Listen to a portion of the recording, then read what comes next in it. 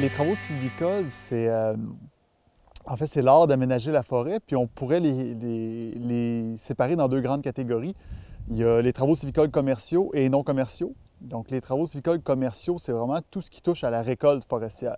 Ce qui nous concerne plus précisément, nous, c'est vraiment les travaux sylvicoles non commerciaux.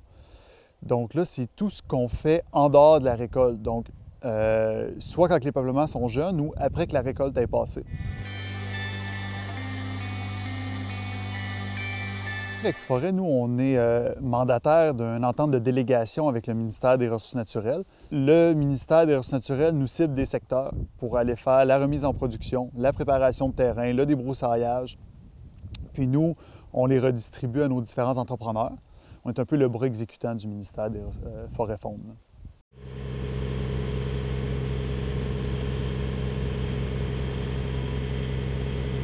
Souvent, nos chantiers de voirie forestière, c'est pour réparer des chemins d'hiver en chemins d'été. Puis occasionnellement aussi, on a des chantiers, là, que même si c'était des chemins d'été à l'époque, bien, ils ont dégradé avec le temps, ils ont vieilli. Donc, il y a des ponceaux à remplacer ou il y a de la mise en forme à refaire un petit peu. Là. Aujourd'hui, ce que je suis en train de faire, c'est qu'on est dans un ruisseau, puis on est dans une bande à protéger. Ça fait que je suis en train de remettre de la mousse autour du cours d'eau. Puis c'est ça, dans les 20 mètres, là, chaque côté, ça fait que on essaie de faire un aménagement durable, là, puis que ça fonctionne, là, ça fonctionne bien en machine, là, pour aller au bout des vieux chemins qui étaient plus accessibles.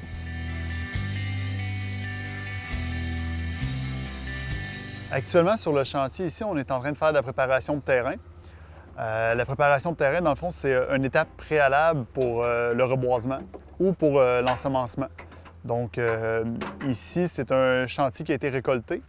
Puis le ministère des Forêts l'a identifié comme étant un secteur qui n'avait pas suffisamment de régénération naturelle pour que la forêt s'installe naturellement, là, évidemment dans le type d'essence désiré.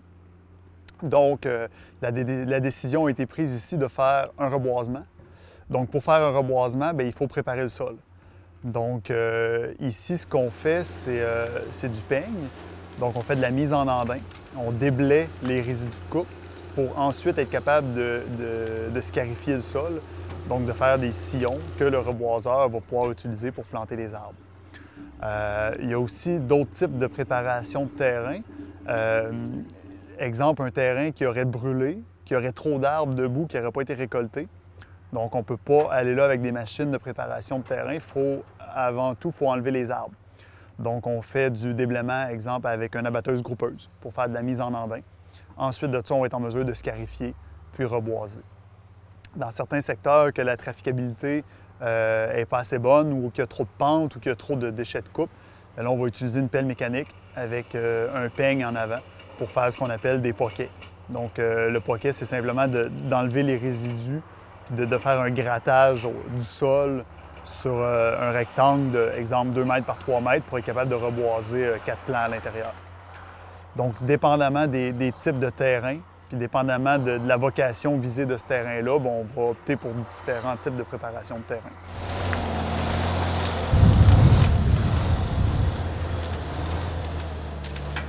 Ben, moi, mon travail, ben là, je supervise en même temps le peigne. On prépare du terrain pour le scarifiage après.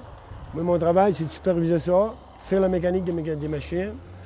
Puis quand des fois on a un petit temps de repos, ben là, mettons que les machines vont bien, tout va bien. Là, des fois, il va opérer un peu, mais bon.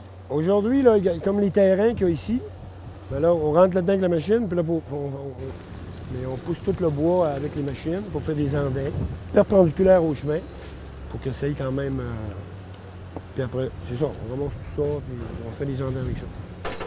Puis après ça, ils vont revenir. Des fois, il y a un traitement de scarifiage après, ou non, ça dépend. Des fois, ils vont reboiser direct après, ou après, ils viennent scarifier avec une autre sorte de machine qui va faire des sillons, puis les reboiseurs reboisent là-dedans après.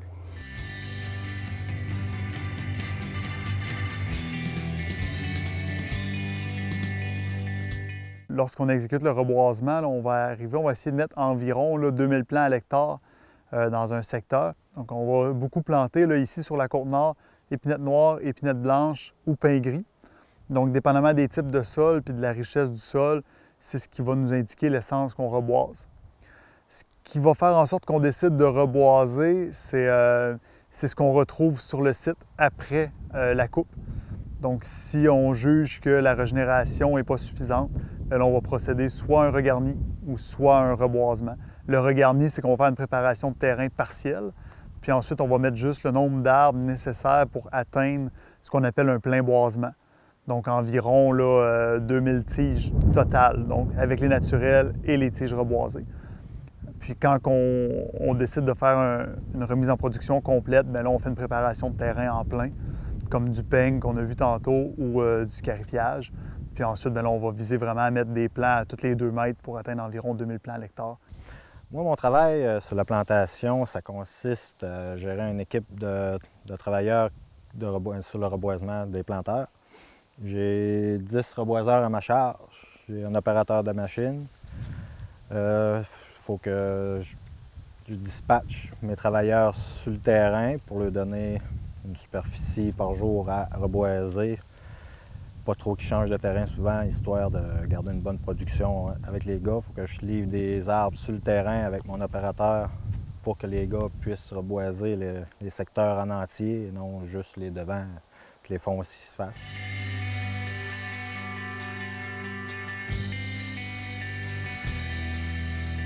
En fait, l'éducation de peuplement, ça consiste à aménager notre peuplement forestier avant qu'il soit à une valeur commerciale.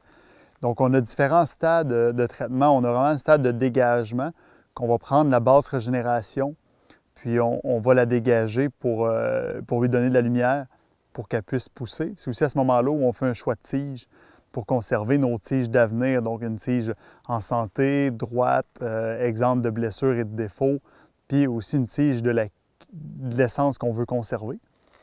Puis ça, on va faire ça surtout dans les plantations pour protéger notre investissement de départ, puis donner de la valeur, mais aussi dans les peuplements naturels à l'occasion. Ensuite de ça, on va laisser le peuplement continuer à croître. Au besoin, on va faire un deuxième dégagement, mais ce n'est pas toujours nécessaire. Ensuite, on le laisse continuer à grossir. Puis quand il atteint, là, passer 1,5 m, 2 mètres, là, on va faire soit un nettoiement ou soit un EPC. EPC, c'est un éclairci précommercial. Donc, dans les deux cas, en fait, ce qu'on va faire, c'est qu'on cible une essence ou un groupe d'essence qu'on va dégager, qu'on va éclaircir. Donc, on va enlever la compétition, que ce soit de la compétition feuillue ou de la compétition aussi résineuse. Donc, si, exemple, on décide que notre groupe d'essence à protéger ou à éduquer, c'est tous les résineux, bon, on va enlever les feuillus qui sont uniquement en compétition avec ces résineux-là. Moi, mon travail consiste à former des débroussailleurs, leur donner des trucs de travail, un horaire de travail, expliquer comment une débroussailleuse est faite, la constitution d'une débroussailleuse, la technique du travail. En fait, c'est très élaboré, ça, la technique de débroussailleur. Pour quelqu'un qui n'a jamais fait, moi, je trouve qu'il y a beaucoup de choses avant de devenir un bon débroussailleur. L'entreprise, c'est Nord Forêt Incorporé. On est basé à Bécomo. Les travaux qu'on effectue, c'est surtout de l'entretien de plantation puis du débroussaillage, mais on fait aussi du reboisement. Et on fait aussi, mais depuis cette année, de la préparation de terrain par pelle poquet. Au total, on a 84 employés. Et puis, les travaux qu'on effectue, surtout au nord de Bécomo, là, dans l'unité 93-51. Notre saison d'activité s'étend de mai à début octobre environ.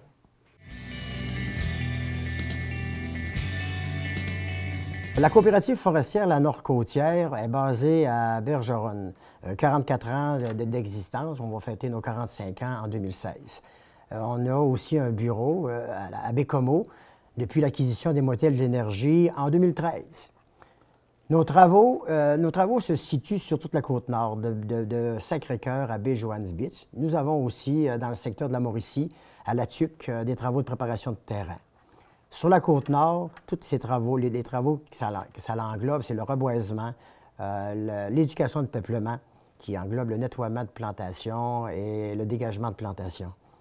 La préparation de terrain, scarifiage et déblaiement, ainsi que de la pelle forestière, qui a été notre première cette année en janvier. De l'inventaire après traitement et de l'inventaire avant traitement. Ça, c'est nos techniciens forestiers qui œuvrent là-dedans. Tout l'ensemble de la nord côtière couvre environ 125 travailleurs. Puis ces travaux-là sont répartis de mai à novembre jusqu'à temps que les neiges arrivent.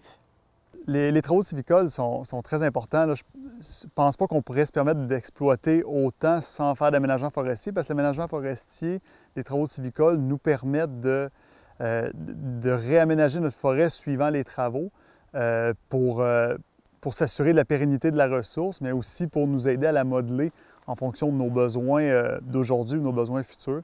Puis évidemment, bien, ça contribue à l'économie régionale là, par le maintien des emplois. Là.